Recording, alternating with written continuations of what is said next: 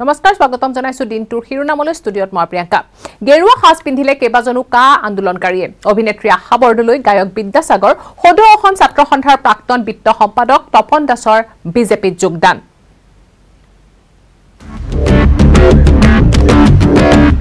হেঙেৰাবাৰী নহয় যেন গংগাহে ফুলৰ প্ৰায়চিত্ত কৰিবলৈ ইজনৰ পিছত ইজনৰ হেঙেৰাবাৰীলৈ ধাপলি যতীন বৰাৰ পিছত এইবাৰ বিজেপিলৈ বিদ্যাসাগৰ কা আন্দোলন কৰাটো বৃহৎ ভুল বুলি মন্তব্য কৰি সোমবাৰে বিজেপিত যোগদান কৰিছিল অভিনেতা যতীন বৰাই এতিয়া কা আন্দোলনত অংশ লোৱা বিদ্যাসাগৰেও যোগ দিলে বিজেপিত এতিয়া যিসকলে নেতৃত্ব লৈছিলে বিদ্যাসাগৰৰ নেতৃত্বত নাছিলে বিদ্যাসাগৰে কা আন্দোলনৰ নেতৃত্ব দিয়া নাছিলে তেখেতসকল নিজেই বিচলিত হৈছে আজি কা আন্দোলনৰ যিটো মুখ্য উদ্দেশ্য সেই উদ্দেশ্য পিছ পৰি গৈছে তেখেতসকলৰ যি ৰাজনৈতিক সমীকৰণ সেইটো হয়তো মোৰ যিহেতু মই গণতান্ত্ৰিক এখন দেশত থাকোঁ গতিকে মোৰ নিজৰ ব্যক্তিগত কথা মই কোনটো দলক মই চুজ কৰোঁ সমগ্ৰ অসমবাসীক ভুল ব্যাখ্যাৰে এটা আৱেগিক আন্দোলনলৈ লৈ যোৱা হৈছিলে যাৰ পৰিপ্ৰেক্ষিতত আজি অসমবাসীয়ে এনেকুৱা ধৰণৰ পৰিস্থিতি দেখিবলৈ হৈছে বিদ্যাসাগৰৰ লগত একেলগে বিজেপিত যোগদান কৰি অভিনেত্ৰী আশা বৰদলৈ ক'লে বিজেপিলৈ আৰু আহিব পাৰে কা বিৰোধী আন্দোলনকাৰী মূলতা ডেকা আছে আইমি বৰুৱা আছে যেহেতু আপোনালোকৰ সতীৰ্থ আপুনি এতিয়া আহিলে ইয়াৰ পিছত কেনেবাকৈ বৰষাৰণী বিষয়াকো আপোনালোকে অনাৰ কিবা চেষ্টা মই ক'লেতো চব হৈ নাযায় আমাৰ জ্যেষ্ঠসকল আছে তেওঁলোকে সিদ্ধান্ত ল'ব তেওঁলোকৰ সিদ্ধান্তই নিশ্চয় মোৰো সিদ্ধান্ত হ'ব ইফালে কা আন্দোলনকাৰীয়ে বিজেপিত যোগদান কৰা সন্দৰ্ভত ৰাজ্যিক বিজেপিৰ সভাপতি ৰঞ্জিত দাসে তুলনা কৰিলে গংগা স্নানৰ সৈতে মানুহৰ জীৱনত ক'ৰবাত কিবা এটা জুতি লাগিব পাৰে ক'ৰবাত হয়তো বেয়া হ'ব পাৰে ক'ৰবাত ভুল হ'ব পাৰে কিন্তু আমি যিহেতু মানুহ গতিকে মানৱ জাতিৰ সকলোৰে সংস্কাৰ হোৱাটো আমি কামনা কৰোঁ গতিকে কোনোবাই যদি নিজকে সংস্কাৰ কৰে স্বাভাৱিকতে অনুশোচনা কৰিছে তাতো আমি আদৰণি জনাব লাগিব ৰঞ্জিত দাসক সাংবাদিকৰ প্ৰশ্ন বদৰুদ্দিন আজমলেও কৰিব পাৰে নেকি হেঙেৰাবাৰীত গংগা স্নান তাৰ উত্তৰত ৰাজ্যিক বিজেপিৰ সভাপতি ৰঞ্জিত দাসে ক'লে বদৰুদ্দিন আজমল বিজেপিৰ পুত্ৰ হ'বই নোৱাৰে বদৰুদ্দিন আজমলৰ ক্ষেত্ৰতো প্ৰশ্নই নুঠে আজি মোৰ নিজৰ ঘৰৰ ল'ৰা এটা কোনোবা ভুল কৰিলে বোলে মই তাক চিৰদিনৰ কাৰণে বাহিৰত ৰাখিম নেকি তেওঁ যদি অনুতপ্ত হয় তেওঁ যদি নিজে অনুশোচনা কৰে না বদৰুদ্দিন আজমলটো মোৰ পৰিয়ালৰ ব্যক্তি নহয় কেমেৰা পাৰ্চন নিদুল কৃষ্ণৰ সহযোগত Raju Baruah news 18 Assam north east ইফালে বিজেপি বিৰোধী সকলো দলৰে মিলি কংগ্ৰেছে গঢ়িব মহাজোটবন্ধনত থাকিব AIDF কংগ্ৰেছৰ কোৰ কমিটিৰ বৈঠকত নিৰ্ধাৰণ হ'ল বিজেপিক উৎখাত কৰাৰ ৰণনীতি মিত্ৰতা হলেও মুখ্যমন্ত্ৰী কংগ্ৰেছৰে হ'ব বুলি দৃঢ়মত তৰুণ গগৈ প্ৰাক্তন মুখ্যমন্ত্ৰী গগৈয়ে ক'লে মিত্ৰতা হলেও আজমলক কেতিয়াও মুখ্যমন্ত্ৰী প্ৰাৰ্থী হ'ব দিব নোৱাৰে কংগ্ৰেছে চৰকাৰ গঠন কৰিব বুলি গম পাই বিজেপি আৰু হিমন্ত বিশ্ব শৰ্মাই ভয় খাইছে বুলিও দাবী কৰিলে গগৈ আনহাতে 2021 নিৰ্বাচনত কাৰ মূল ইছ্যু হ'ব বুলি মন্তব্য কৰে প্ৰদেশ কংগ্ৰেছৰ সভাপতি ৰিপুন বৰাই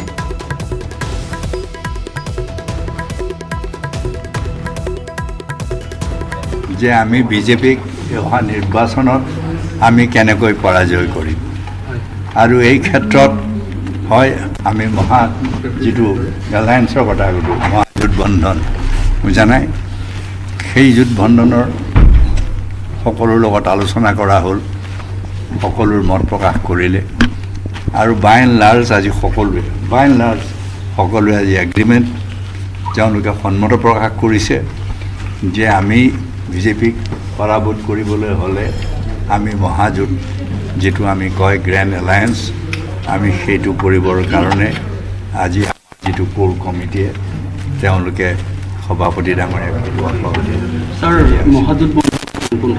মহাজন গোটত সকলো থাকিব এতিয়া বহুতে কেৱল খালি AIDFৰ কথা কয় AIDFৰ থকাটো নাই বুলি মই কোৱা নাই তাত থাকিব বুলি এতিয়ালৈকেতো আজি হেৰিয়ে হৈছে কি কয় অথৰিটি দিয়া হৈছে ফৰ্মেলি আমি এতিয়া কথা পাতিম মই চেলেঞ্জ কৰিছোঁ যে আমি অহাবাৰকে চৰকাৰ গঠন কৰিম আজমলক কেলে কৰিম আজমলক মিলিলেও নহ'ব নহয় আজমলক আমি নকৰোঁ মুখ্যমন্ত্ৰী হিচাপে সেইটো নহয় মুখ্যমন্ত্ৰী হ'ব আমাৰ কংগ্ৰেছৰ সেইটো মই দাবী মুখ্যমন্ত্ৰী কিন্তু কংগ্ৰেছৰ পৰা হ'ব আজমল নহয় এই কথাটো কিন্তু মই আজি আমি সকলো যিমানবিলাক বিজেপি বিৰোধী শক্তি আছে সকলো বিজেপি বিৰোধী শক্তিক আমি কংগ্ৰেছে কৈছোঁ যে আমি এটা মহাজোঁটৰ পৰিকল্পনা লৈছোঁ যিটো গ্ৰেণ্ড এলায়েন্স বুলি কোৱা হয়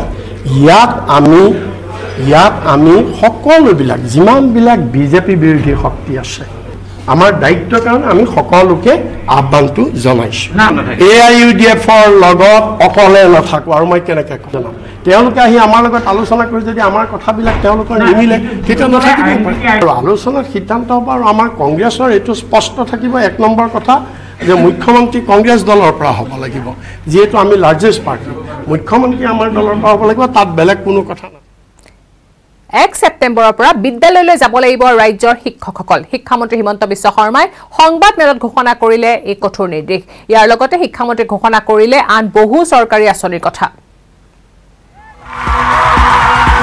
শিক্ষামন্ত্ৰী হিমন্ত বিশ্ব শৰ্মাৰ বৃহৎ ঘোষণা উচ্চতৰ মাধ্যমিক পৰীক্ষাত উত্তীৰ্ণ হোৱা 22,000 মেধাৱী ছাত্ৰীলৈ স্কুটি প্ৰদানৰ ঘোষণা ৰাজ্য চৰকাৰৰ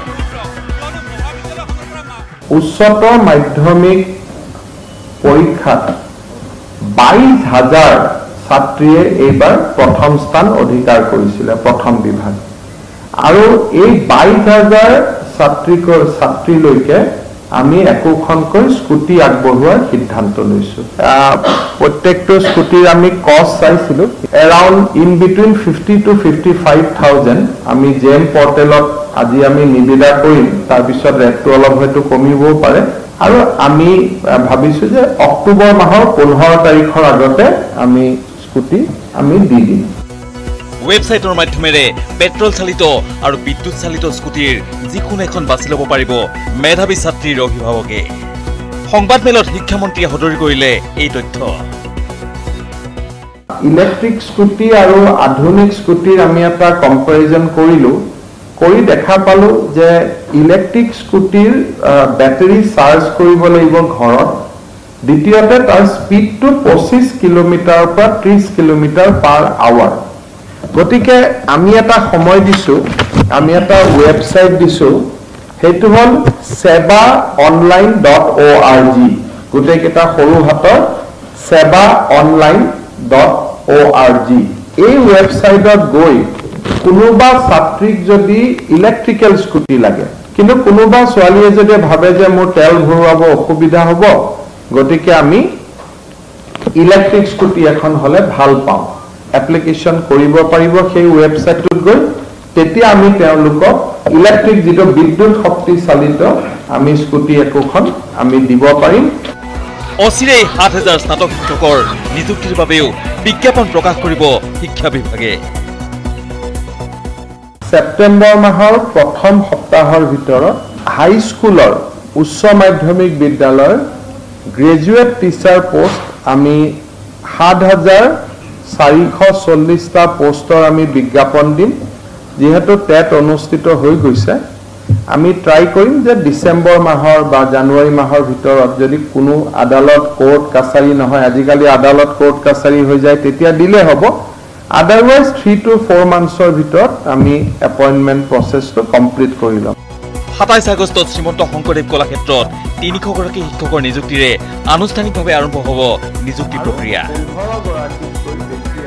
27 তাৰিখে আমি প্ৰায় গুৱাহাটীৰ শংকৰদেৱ কলাক্ষেত্ৰত সামাজিক দূৰত্বৰ নিয়ম মানি চলি প্ৰতীকীভাৱে 300 গৰাকী প্ৰাথমিক যি আমাৰ বিজ্ঞাপন আছিলে সেই বিজ্ঞাপন অনুসৰি LPME টিচাৰৰ আমি নিযুক্তি দিম বাকি নিযুক্তিবিলাক ৱেবছাইটত থাকিব তেওঁলোকে নামাই ল'ব মন্ত্ৰী হিমন্ত বিশ্ব শৰ্মাই ঘোষণা কৰিলে 1 ছেপ্টেম্বৰৰ পৰা সকলো শিক্ষক শিক্ষয়িত্ৰীয়ে যোগ দিব লাগিব নিজৰ কৰ্তব্যত যোগ দিয়াৰ পূৰ্বে তেওঁলোকে সম্পন্ন কৰিব লাগিব কোভিড টেষ্ট আনহাতে শিক্ষক দিৱসৰ কাৰ্যসূচীত বাধা নাথাকিলেও এই কাৰ্যসূচীত ছাত্ৰ ছাত্ৰীৰ সমাৱেশত বাধা আৰোপ কৰিছে শিক্ষা বিভাগে 5 ছেপ্টেম্বৰত শিক্ষক দিৱস হয় আমি শিক্ষক দিৱসটো একেবাৰে ভাৰ্চুৱেল কৰিব খোজা নাই গতিকে ৰাজ্যিক ফাংচনখন আমি 150 গৰাকী শিক্ষকক লৈ 1000 অডিটৰিয়ামত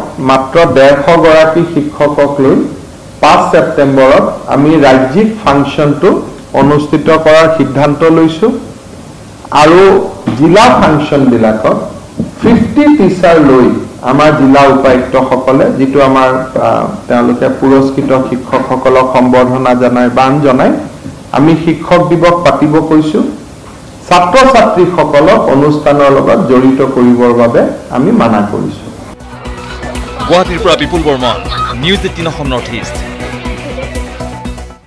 ইফালে কৰোনা মহামাৰীৰ মহাসংগ্ৰামৰ মাজতে 4দিনীয়া কাৰ্যক্ৰমণিকাৰে 31 আগষ্টৰ পৰা আৰম্ভ হ'ব অসম বিধানসভাৰ গ্ৰীষ্মকালীন অধিৱেশন এই অধিৱেশনত সামাজিক দূৰত্ব বৰ্তাই ৰাখি অনুষ্ঠিত কৰাৰ বাবে বিশেষ পদক্ষেপ গ্ৰহণ কৰিছে বিধানসভা সচিবালয়ে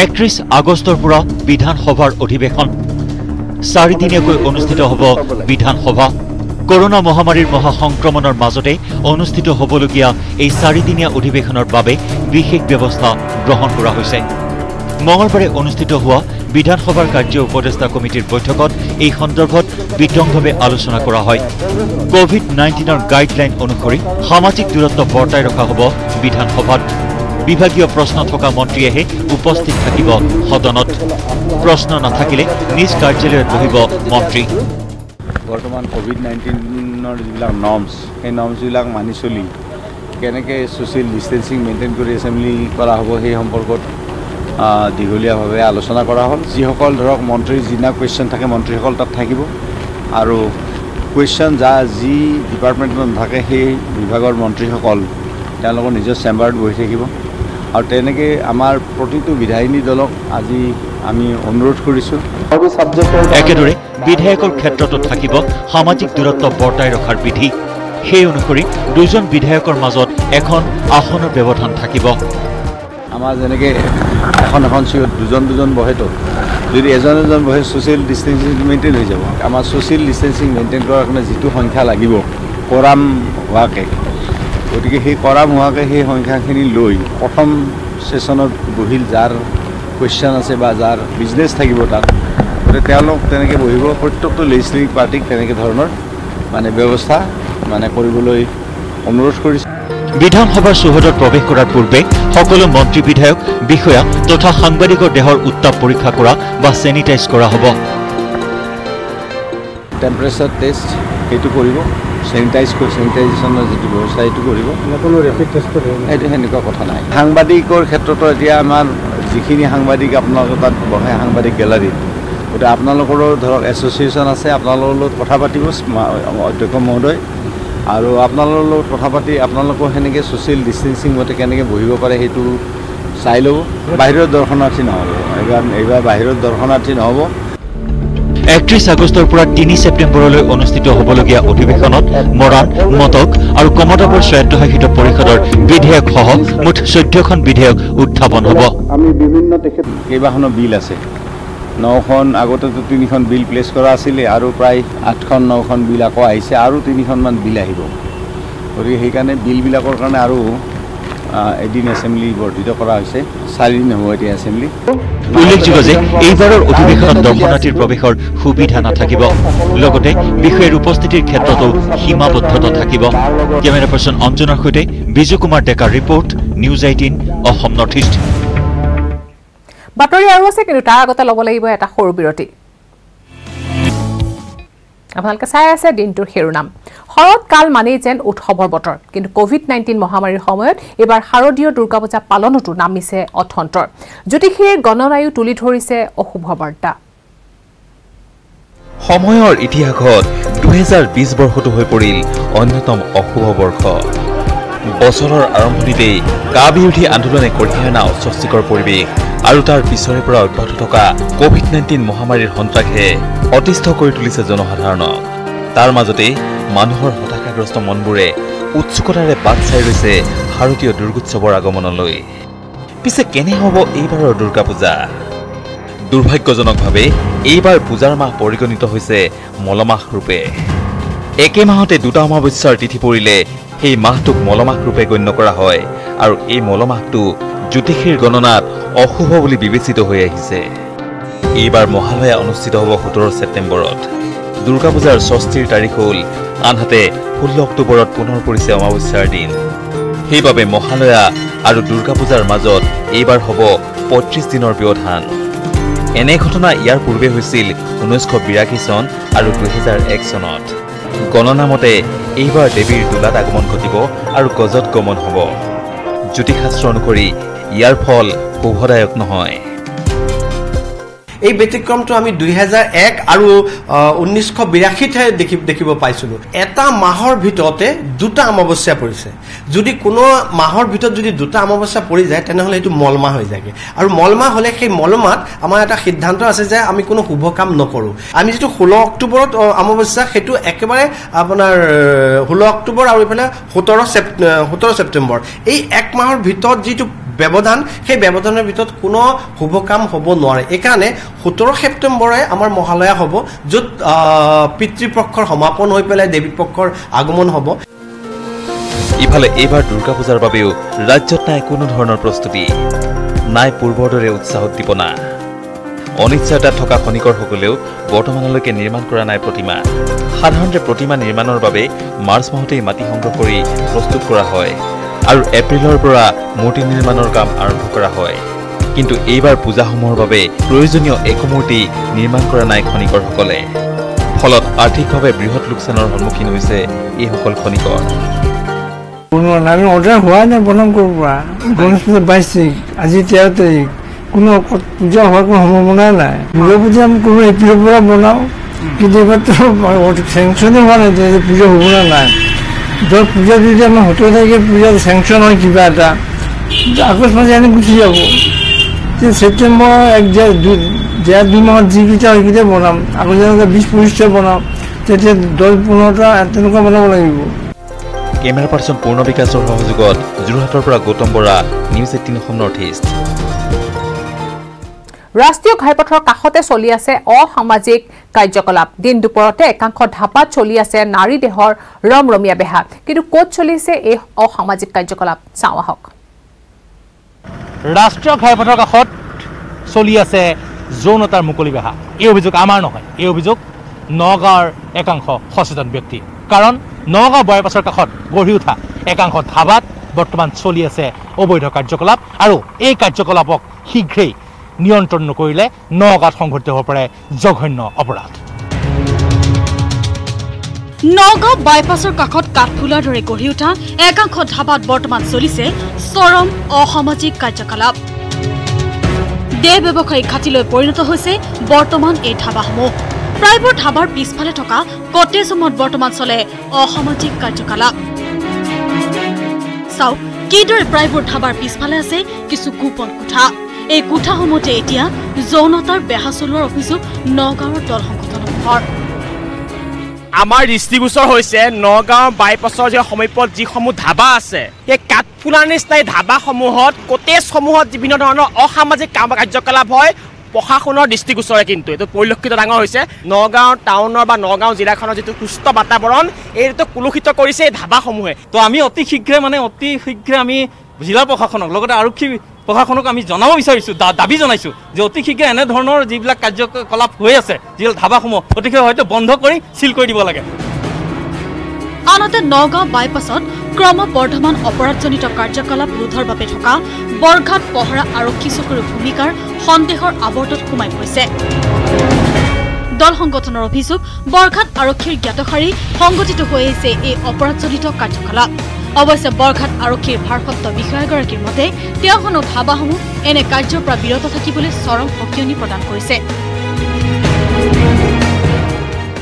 বৰ্তমান পৰ্যায়ত মই থকা পিৰিয়ডত আজিলৈকে তেনেকুৱা কোনো বেয়া কাৰ্যকলাপ আজিলৈকে মই দেখা পোৱা নাই বা মই গমো পোৱা নাই। আৰু যদিহে তেনেকুৱা গম পাওঁ তাৰ কাৰণে আমি কঠোৰ ব্যৱস্থা ল'ম। কিন্তু এতিয়া প্ৰশ্ন হয়, সকলো দেখি শুনিও কিয় নীৰৱ নগাঁও আৰক্ষী তথা প্ৰশাসন? অপৰাধীৰ ভূস্বৰ্গলৈ পৰিণত হোৱা এনে একাংশ ধাবাসমূহ নিয়ন্ত্ৰণ কৰাৰ ক্ষেত্ৰত কিয় নীৰৱ নগাঁও জিলা প্ৰশাসন তথা আৰক্ষী? নগাঁৱৰ পৰা কেমেৰা পাৰ্চন হেমন্তৰ সৈতে Nilotpal Bora, news 18 Assam north east.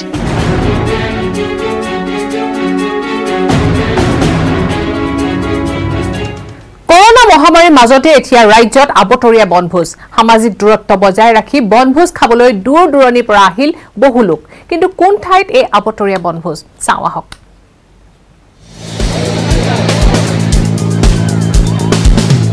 যেন শেষ হ'ল কোভিড-19ৰ আতংক যেন নাই কোনো প্ৰশাসনৰ নিষেধ নীতি যেন ঘূৰি আহিল সকলো ভাল দিন বৰ্তমান সময়ত যদিও পিকনিক খোৱাৰ সময় নহয় বনভোজ খোৱাৰ সময় নহয় কিন্তু দেখা গৈছে ইয়াত যথেষ্ট লোক সমাগম হৈছে ইয়াৰ আজিদিন ক'ব লাগিব ইয়াত কৰোণা ভাইৰাছৰ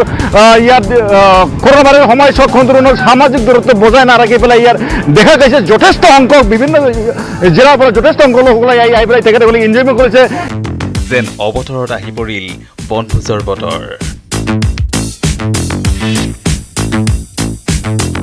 এক আবতৰীয়া উৎসৱ কোকৰাঝাৰৰ নৈসৰ্গিক পৰিৱেশৰ মাজত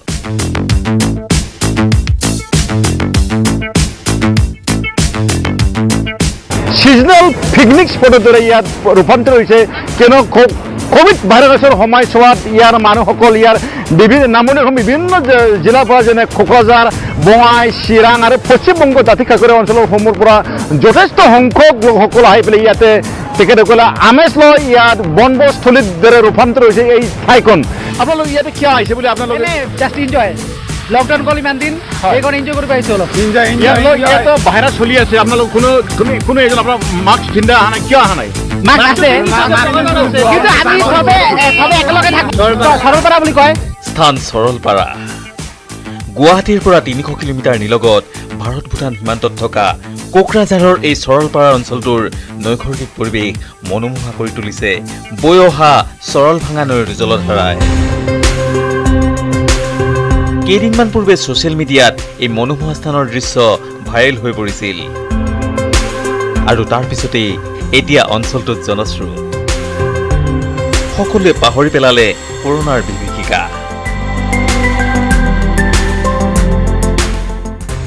ইফালে অঞ্চলটোৰ পৰ্যটনৰ সম্ভাৱনাৰ কথা ভাবি পথৰ যাতায়াত সুগম কৰাৰ ব্যৱস্থা ল'লে অঞ্চলটোৰ জনপ্ৰতিনিধি বিপিএফ নেত্ৰী প্ৰমীলাৰ নিব্ৰহ্মই ইয়াত বংগোপসাগৰতকৈও বেছি মানুহ দেখা পাইছোঁ আৰু নদীখনৰ যিটো দৃশ্য মানুহে বহুত দেখিব আকৌ বহুত আহি যাব বাহিৰৰ পৰা পিকনিক স্পটটো থাকিবই আৰু বাহিৰৰ পৰা ভিজিটৰ যাতে আহে তাৰ কাৰণে ব্যৱস্থা কৰি দিব লাগিব ইমানেই নহয় নিজে পৰিদৰ্শন কৰিলে অঞ্চলটো পিছে জনতাৰ কোভিড নিয়ন্ত্ৰণৰ বিধি ভংগ কৰাৰ ক্ষেত্ৰত সতৰ্ক হোৱাৰ পৰিৱৰ্তে সমাজ কল্যাণ মন্ত্ৰীগৰাকীক দেখা গ'ল জনসমাগমৰ প্ৰতি প্ৰবল উৎসাহী হৈ পৰা কোকৰাঝাৰৰ পৰা Shantigiri Narzary news 18 Assam north east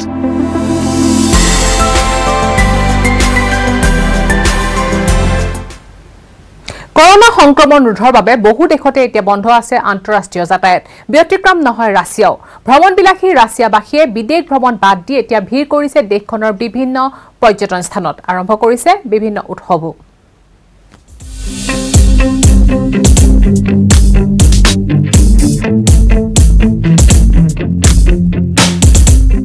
নৌকা বিহাৰেৰে প্ৰমোদ ভ্ৰমণ ৰাছিয়াৰ নিজনি নভগৰড প্ৰকৃতিৰ কোলাত প্ৰমোদ বিহাৰ কৰিছে ৰাছিয়াবাসীয়ে পৰ্যটকৰে ভৰি পৰিছে পূৰ্বে এলাগি হৈ থকা পৰ্যটন স্থানসমূহ কৰোনাৰ সংক্ৰমণ ৰোধৰ বাবে এতিয়াও আঁতৰি যোৱা নাই আন্তঃৰাষ্ট্ৰীয় ভ্ৰমণ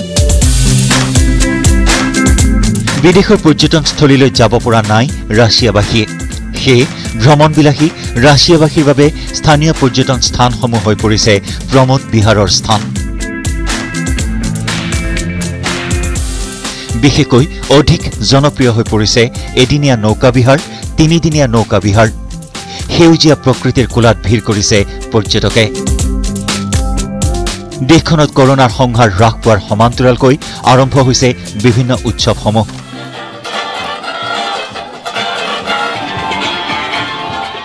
ৰাছিয়াৰ চুইজডালৰ ৰাজপথত দেখিবলৈ পোৱা হ'ল ষ্ট্ৰীট থিয়েটাৰ বাটৰনাট এইখন চহৰত ষ্ট্ৰীট থিয়েটাৰৰ ইতিহাস পুৰণি দ্বাদশ শতিকাৰ পৰা ষ্ট্ৰীট থিয়েটাৰ আয়োজিত হৈ আহিছে চুইজডাল চহৰত এইবাৰ কৰোনাৰ সংহাৰে দেশখন স্তব্ধ কৰি তুলিছিল যদিও ক্ৰমে নিয়ন্ত্ৰিত হৈছে পৰিস্থিতি তাৰ পৰিপ্ৰেক্ষিততে আকৌ প্ৰাণ পাই উঠিছে ৰাছিয়াৰ ৰাজপথ। News desk report, news 18 Assam north east.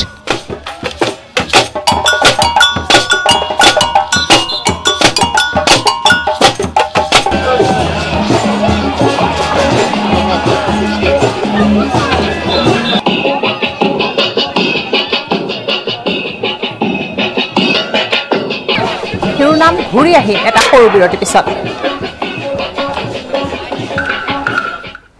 আৰু আছে খবৰ, চাই থাকক দিনটোৰ শিৰোনাম। ঘূৰি আহিম এটা সৰু বিৰতিৰ পিছত।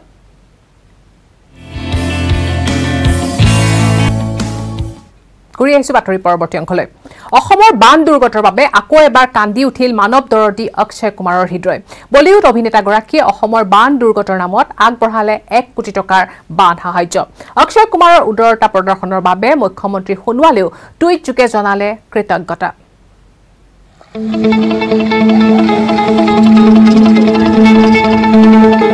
অসমৰ বিপদৰ বন্ধু বলিউডৰ খিলাড়ী ছুপাৰষ্টাৰ অক্ষয় কুমাৰ। এই কথাৰেই যেন প্ৰমাণ দি আহিছে সময়ে সময়ে বলিউডৰ জনপ্ৰিয় অভিনেতাগৰাকী। অসমৰ জটিল বান সমস্যা। বছৰে বছৰে বানে জুৰুলা কৰি আহিছে ৰাজ্যবাসীক। বানত ক্ষতিগ্ৰস্ত হৈ আহিছে লাখ লাখ লোক। আৰু এনে বিপদৰ সময়তেই সময়ে সময়ে ৰাজ্যবাসীৰ সৈতে থিয় দিছে বলিউডৰ জনপ্ৰিয় অভিনেতা অক্ষয় কুমাৰে। অসমৰ বান সাহায্যৰ বাবে অভিনেতাগৰাকীয়ে পুনৰ আগবঢ়ালে 1 কোটি টকাৰ বান সাহায্য। 1 কোটি টকাৰে ৰাজ্য চৰকাৰলৈ সহায়ৰ হাত আগবঢ়ালে অভিনেতাগৰাকীয়ে। এই কথা টুইট যোগে জনালে মুখ্যমন্ত্ৰী সৰ্বানন্দ সোণোৱালে। অক্ষয় কুমাৰক ধন্যবাদ জ্ঞাপন কৰি মুখ্যমন্ত্ৰী সোণোৱালে টুইটাৰত লিখিছে, অসমৰ বান সাহায্যৰ বাবে 1 কোটি টকা আগবঢ়োৱাৰ বাবে ধন্যবাদ অক্ষয় কুমাৰ। দুৰ্যোগৰ সময়ত সদায় সহানুভূতি আৰু সমৰ্থন যোগাই আহিছে অভিনেতাগৰাকীয়ে। অসমৰ এজন প্ৰকৃত বন্ধু হিচাপে বিশ্ব দৰবাৰত যশস্যা বিয়পাবলৈ ভগৱানে আশীৰ্বাদ দিয়ক অভিনেতাগৰাকীক। এনেদৰে টুইট কৰে মুখ্যমন্ত্ৰী সৰ্বানন্দ সোণোৱালে। উল্লেখযোগ্য যে বিগত বৰ্ষতো অসমৰ বান সাহায্যৰ বাবে তথা কাজিৰঙা ৰাষ্ট্ৰীয় উদ্যানৰ বন্য জীৱ জন্তুৰ বিলয় বিপত্তি দেখি 2 কোটি টকাৰ সাহায্য আগবঢ়াইছিল বলিউডৰ খিলাড়ী অক্ষয় কুমাৰে। Bureau report, news 18 Assam north east. Kaldia নৈৰ কালৰূপ এতিয়া অশনি সংকেতে নমাইছে বজালীৰ ঐতিহ্যমণ্ডিত কলিবাৰী থানলৈ। বানখহনীয়াত ক্ষতিগ্ৰস্ত থানখনৰ 208 বছৰীয়া পুৰণি বটবৃক্ষও এতিয়া নৈত জাহ যোৱাৰ উপক্ৰম হৈছে। খহনীয়া ৰোধৰ বাবে জনপ্ৰতিনিধিক বাৰম্বাৰ অৱগত কৰি আহিছে যদিও সুফল পোৱা নাই এতিয়া স্থানীয় ৰাইজে।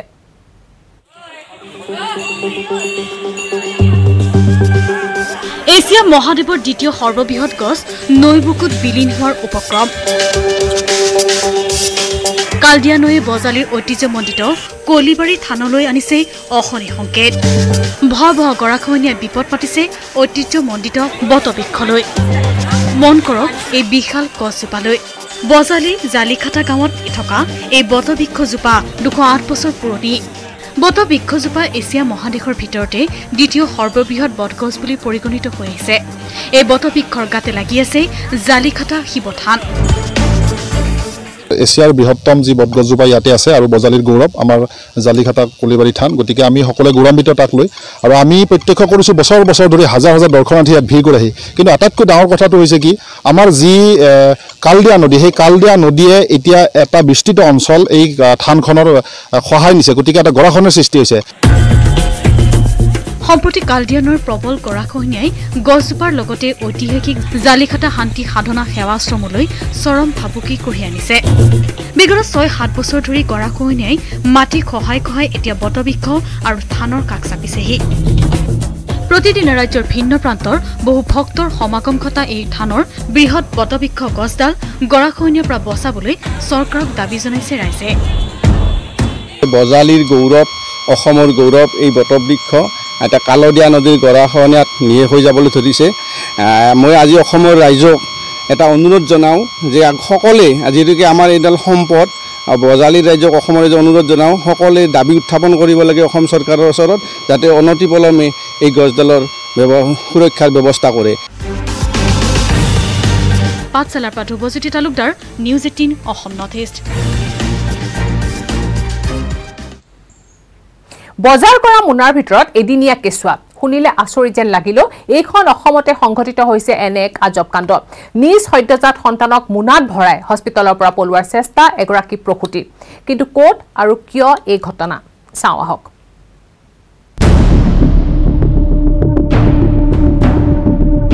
আলু কচু নহয়, বজাৰ কৰা মোনাত কেঁচুৱা।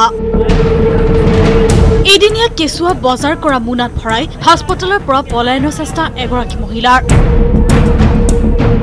কৰোনা সংক্ৰমণৰ ভীতি নে আন কিবা? ডিব্ৰুগড় অসম চিকিৎসা মহাবিদ্যালয়ত সংঘটিত হৈছে এই আজব ঘটনা।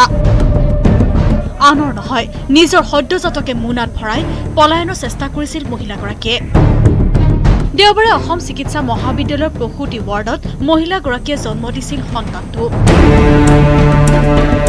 প্ৰসৱৰ পিছত মহিলাগৰাকী ভৰ্তি হৈ আছিল প্ৰসূতি ৱাৰ্ডতে। সোমবাৰৰ দিনা মহিলাগৰাকীয়ে সংঘটিত কৰিলে এই আজব ঘটনা। গোপনে নৱজাতকক এটা বজাৰৰ মোনাত ভৰাই চিকিৎসালয়খনৰ পৰা পলায়নৰ চেষ্টা কৰিছিল যদিও ধৰা পেলালে প্ৰসূতি বিভাগৰ নিৰাপত্তাৰক্ষীয়ে। পুনৰ নৱজাতক আৰু মাতৃগৰাকীক প্ৰসূতি বিভাগতে চিকিৎসাৰ ব্যৱস্থা কৰে অসম চিকিৎসা মহাবিদ্যালয় কৰ্তৃপক্ষই। এই ঘটনা পোহৰলৈ অহাৰ পিছতেই প্ৰশ্ন উঠিছে কৰোনা সংক্ৰমণৰ ভয়ত নে নিজৰ এদিনীয়া সন্তানটি গোপনে চিকিৎসালয়ৰ পৰা নিয়াৰ চেষ্টা কৰিছিল নে ঘটনাৰ আঁৰত জড়িত আছে আন কোনো অসৎ অভিপ্ৰায়। কিন্তু বজাৰ কৰা মোনাত সদ্যজাত সন্তানটি ভৰাই নিয়া ঘটনাটো সহজভাৱে ল'ব পৰা নাই সচেতন লোকসকলে। কেমেৰা পাৰ্চন দিনেশৰ সৈতে ডিব্ৰুগড়ৰ পৰা Thomas Buragohain, news 18 Assam north east.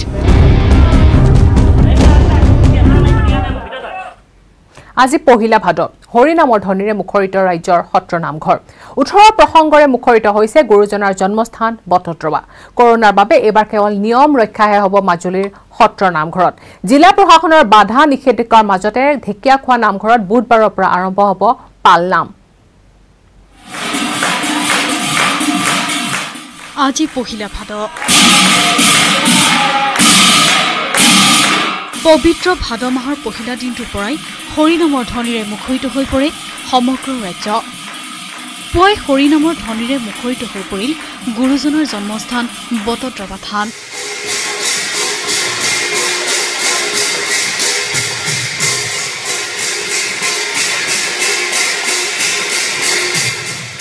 এই পবিত্ৰ ভাদ মাহৰ প্ৰথমটো দিনৰ পৰাই শেষৰ দিনলৈ এমাহজুৰি ভকত বৈষ্ণৱ আই মাতৃসকলে হৰিনাম কীৰ্তনেৰে মুখৰিত কৰি তুলিব বটদ্ৰৱাৰ আকাশ বতাহ।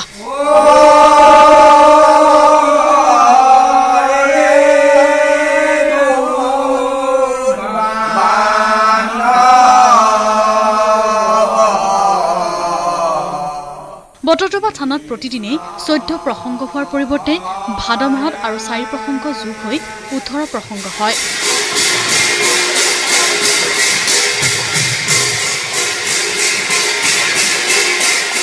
কাহিলী পুৱাৰ পৰা নিশালৈ 18 প্ৰসংগত ধাৰাবাহিকভাৱে অনুসৰি অনুষ্ঠিত হ'ব।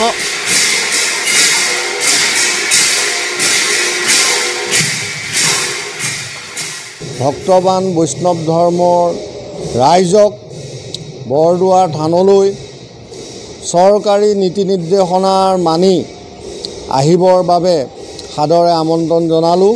আৰু ইয়াত ভাদ মাহত আমাৰ 4 প্ৰসংগ বেছিকৈ 18 প্ৰসংগ হয়। আপোনালোকে আহক, চৰকাৰী নীতি নিৰ্দেশনা মানি আহাৰ কোনো বাধা নাই। সত্ৰ সংস্কৃতিৰ বৰঘৰ মাজুলী। মাজুলীৰ প্ৰতিখন সত্ৰৰ নামঘৰ হৰিনামৰ ধ্বনিৰে মুখৰিত হৈ গোটেই ভাদ। গায়ন বায়ন নাম কীৰ্তন ভাওনা আদি বিভিন্ন কাৰ্যসূচীৰে সত্ৰপীঠ মাজুলীৰ আকাশ বতাহ মুখৰিত হৈ পৰে। কিন্তু এইবাৰ মাজুলীত কেৱল পৰম্পৰা জীয়াই ৰখাৰহে চেষ্টা কৰিব মাজুলীবাসীয়ে।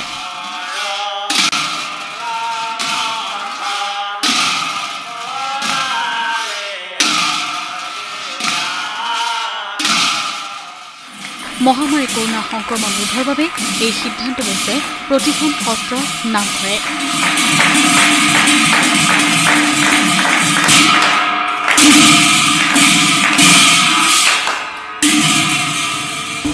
যি আমাৰ গুৰুজনৰ বৈকুণ্ঠ প্ৰয়াণৰ তিথি, এই তিথি আমি মহাপয়ভৰ নহয় অনুষ্ঠুপীয়াকৈ আমি যিখিনি কৰিব লাগে এইখিনি আমি কৰাৰ সিদ্ধান্ত গ্ৰহণ কৰিছোঁ। খুব উলহ মালহে পালন কৰা হয়।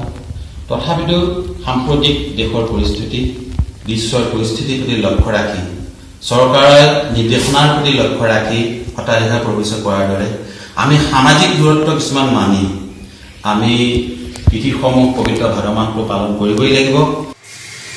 ভাদমহীয়া পাল নামত যোৰহাটৰ ঐতিহাসিক ঢেকীয়াখোৱা বৰনামঘৰত অগণন ভকত বৈষ্ণৱৰ সমাগম ঘটে।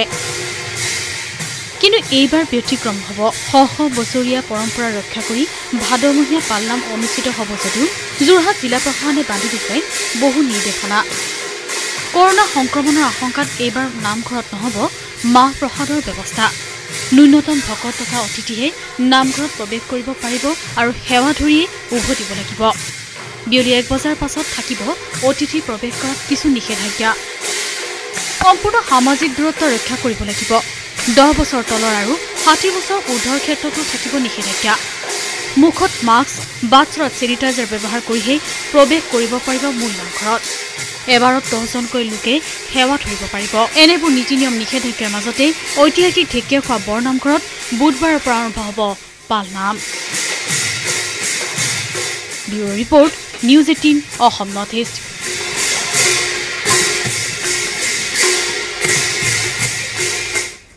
বাতৰি পৰৱৰ্তী অংশলৈ যোৱাৰ আগতে পুনৰ লৈছো এটা সৰু বিৰতি।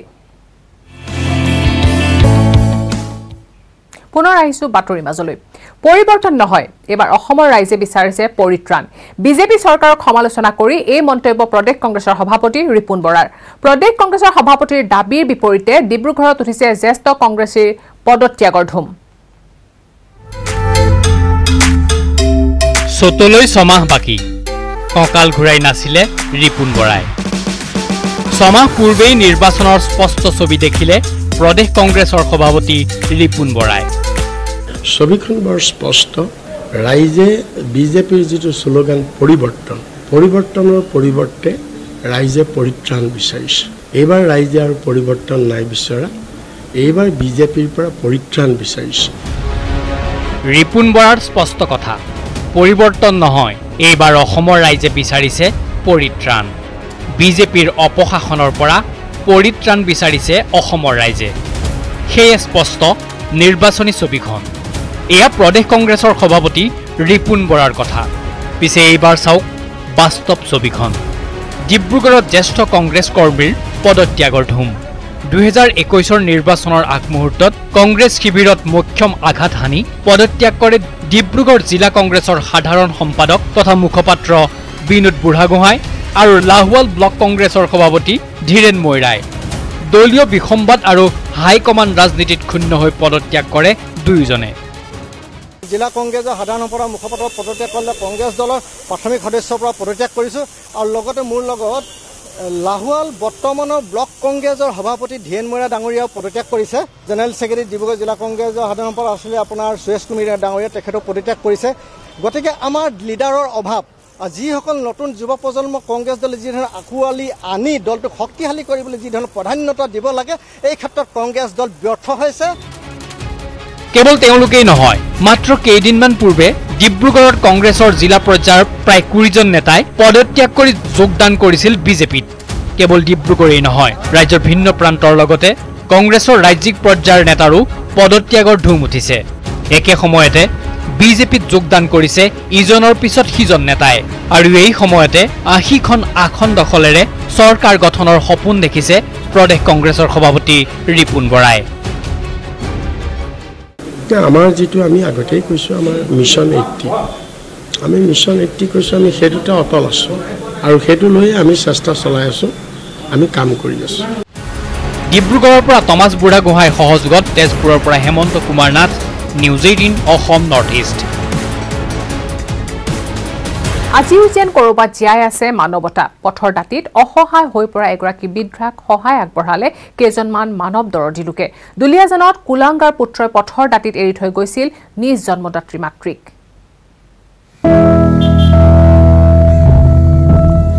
কুলাংগাৰ সন্তানৰ কাণ্ড নিজৰ কুলাংগাৰ সন্তানেই এইগৰাকী জননীক দুলীয়াজান অইল মাৰ্কেটৰ সমীপত পথৰ দাঁতিত এৰি থৈ গৈছিল কিছুদিন পূৰ্বে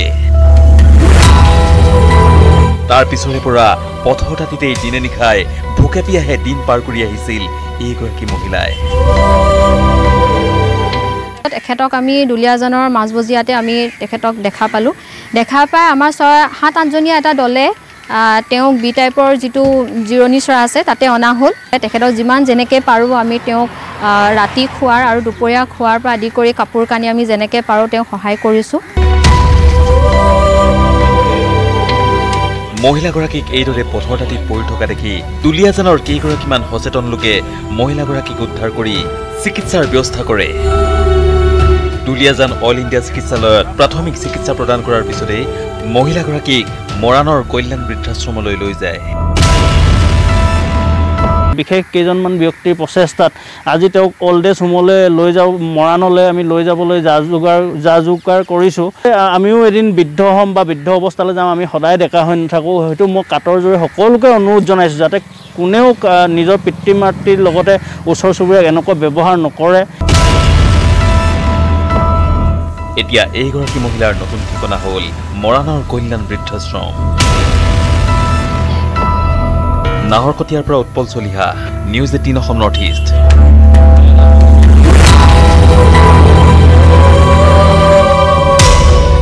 ৰাজ্যত এতিয়াও কমা নাই কৰোনাৰ প্ৰাদুৰ্ভাৱ সেপ্টেম্বৰ মাহত পুনৰ লকডাউনৰ ইংগিত দিলে স্বাস্থ্যমন্ত্ৰী হিমন্ত বিশ্ব শৰ্মাই পৰিস্থিতি অধিক অৱনতি ঘটিলে পুনৰ হ'ব পাৰে লকডাউন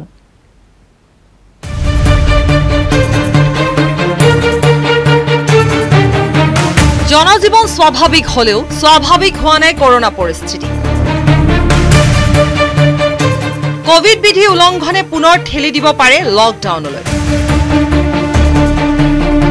স্বাস্থ্যমন্ত্ৰী ডক্টৰ হিমন্ত বিশ্ব শৰ্মাৰ এয়া কি ইংগিত আনলকৰ আজি দ্বিতীয়টো দিন লাহে লাহে স্বাভাৱিক হৈছে জনজীৱন কিন্তু এইখিনি সময়তে স্বাস্থ্যমন্ত্ৰী ডক্টৰ হিমন্ত বিশ্ব শৰ্মাই মন্তব্য কৰিছে কোভিড প্ৰটকল ভংগ কৰিলে পুনৰ হ'ব পাৰে লকডাউন কৰোনা শেষ হৈ যোৱা নাই ৰাইজে যদি বিচাৰে যে আমি স্বাভাৱিক জীৱন যাত্ৰাটো অব্যাহত ৰাখো তেতিয়াহলে মাস্ক আৰু সামাজিক দূৰত্ব আমি বজাই ৰাখিব লাগিব এয়া আছিল স্বাস্থ্যমন্ত্ৰী ডক্টৰ হিমন্ত বিশ্ব শৰ্মাৰ সাৱধান বাণী যি সময়ত আনলক প্ৰক্ৰিয়া আৰম্ভ হৈছে তেনে সময়তে পুনৰ লকডাউনৰ ইংগিত প্ৰদান কৰিছে হিমন্ত বিশ্ব শৰ্মাই আনলকৰ লগে লগে খুলিছে সকলো ব্যৱসায়িক প্ৰতিষ্ঠান মুকলি আকাশৰ তললৈ আহিছে জনসাধাৰণ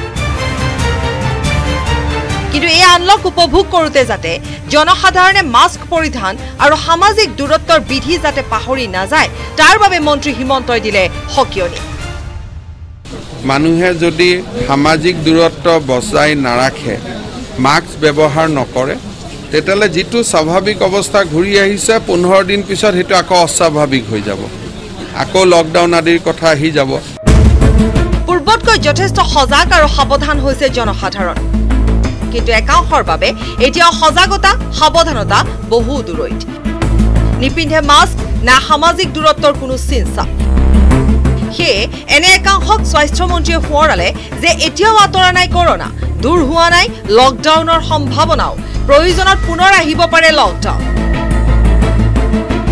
উত্তৰ গুৱাহাটীৰ পৰা ৰন্তু বৈশ্যৰ সহযোগত কেমেৰা পাৰ্চন অঞ্জন ডেকাৰ সৈতে Gunjan Kalita report news 18 Assam north east পঞ্চম দিনাও লখিমপুৰত অপৰিৱৰ্তিত হৈ আছে হিঙৰা নদীৰ বান পৰিস্থিতি হিঙৰা নৈ খুটি সলনি কৰাত প্লাবিত হৈছে প্ৰায় 20খনকৈ গাঁও বিশুদ্ধ খোৱা পানী আৰু এমুঠি অন্নৰ বাবে এতিয়া হাহাকাৰ কৰিবলগীয়া হৈছে বৰ্ণেত্ৰই বাতৰিৰ পৰা বিদায় লোৱাৰ পূৰ্বে আগবঢ়াইছো এই প্ৰতিবেদন নমস্কাৰ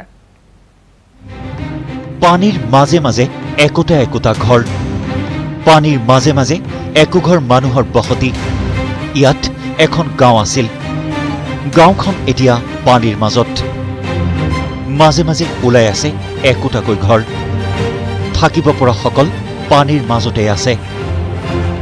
লখিমপুৰৰ শিঙৰা নৈৰ বান এয়া আজি 5 দিনে পানীৰ তলত প্ৰায় 20খন গাঁও।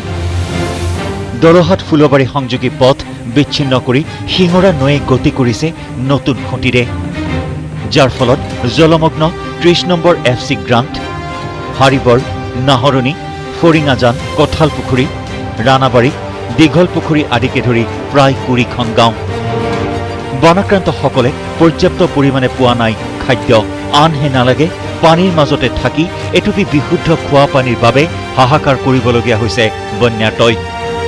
তৃষ্ণা নিবাৰণ কৰিবলগীয়া হৈছে বালিৰ মাজত গাঁত খান্দি লেতেৰা ঘোলা পানীৰে।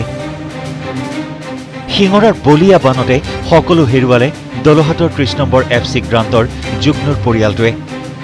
বানৰ কবলৰ পৰা ঘৰখনৰ 4টাকৈ প্ৰাণীয়ে কেৱল প্ৰাণটোহে ৰক্ষা কৰিব পাৰিলে, ৰক্ষা কৰিব নোৱাৰিলে আপোন ঘৰখন। সব লৈ গ'ল, বচাব নোৱাৰিলোঁ। ৰাস্তা কাষতে আছে পানী, এনেকৈ ঘপককৈ আহি গ'ল, একো বচাব নোৱাৰিলোঁ আমি, সব লৈ গ'ল গোটাইখিনি। দোকান ঘৰ সব যোৱা নাই, অলপ উঠাব পৰা নাই। ঘৰটো বাচিলে বেৰ চেৰ চব এৰুৱাই পেলাইছে। হাঁহ চাহ এইবিলাক আছিলে, এইবিলাকতো য'ত ত'ত কিনি মানে পটককৈ পানীটো আহিলে এইবিলাক চম্ভালিবই নোৱাৰিলোঁ, যেনি তেনি গুচি গ'ল। এতিয়া এটুপি খোৱা পানীৰ বাবেও হাহাকাৰ কৰিবলগীয়া হৈছে পৰিয়ালটোৱে। ঘৰৰ ওচৰতে এটা গাঁত খান্দি লেতেৰা খোলা পানীৰেই নিবাৰণ কৰিছে তৃষ্ণা। পানী এনেকৈ গাঁত খান্দিয়ে খাইছোঁ আৰু কি কৰিম, উপায় নাই। পানী খোৱাটো ব্যৱস্থা নাই, আমি এনেকৈ মাটি কুঁৱা এটা খান্দি লৈছোঁ। নদীৰ পানীয়ে লেতেৰা পানীয়ে আমি যেনে তেনে বালি ফিল্টাৰ কৰি পেলাই খাই আছোঁ। খাদ্য বস্ত্ৰ দূৰৰে কথা, লখিমপুৰৰ বানাক্ৰান্তসকলৰ মুখত এটুপি বিশুদ্ধ খোৱা পানী দিয়াৰ ক্ষেত্ৰতো চূড়ান্তভাৱে বিফল হৈছে জিলা প্ৰশাসন। উপায়ন্ত বানাক্ৰান্তসকলে এনেদৰে নাদৰ পৰাই খোৱা পানী টুপি সংগ্ৰহ কৰি তৃষ্ণা নিবাৰণ কৰিব লগা হৈছে। এই পানী কিন্তু কোনো কাৰণতে স্বাস্থ্যসন্মত নহয়, সম্পূৰ্ণ ঘোলা পানী। ঘোলা পানী খায়ে বানাক্ৰান্তসকলে পাৰ কৰিছে সময়। কৰোনা মহামাৰীৰ বাবে 5 মাহে বন্ধ হৈ আছে ৰাজ্যৰ শিক্ষানুষ্ঠানসমূহ। ছেপ্টেম্বৰৰ পৰা বিদ্যালয়সমূহ খোলাৰ চৰ্চা চলিছে যদিও বান বিধ্বস্ত গোৱালপাৰাৰ জলেশ্বৰৰ বহু বিদ্যালয়, মহাবিদ্যালয় এতিয়াও পানীৰ তলত। আন একাংশ শিক্ষানুষ্ঠান বালিয়ে পুতি পেলাইছে। বিদ্যালয়ৰ ভিতৰত একাঠু বালি। নষ্ট হৈছে শিক্ষানুষ্ঠানৰ কিতাপ পত্ৰ, মূল্যৱান নথিপত্ৰ আদিৰ লগতে বিভিন্ন আচবাব। জুলাইতে জলেশ্বৰৰ চিলাৰভিটা মথাউৰি ছিগি ব্ৰহ্মপুত্ৰৰ পানীয়ে তছনছ কৰিছিল বৃহত্তৰ জলেশ্বৰ অঞ্চল। লখিমপুৰৰ পৰা সঞ্জীৱ লাহন আৰু গোৱালপাৰাৰ পৰা ৰিংকু দাসৰ report, news 18 Assam north east.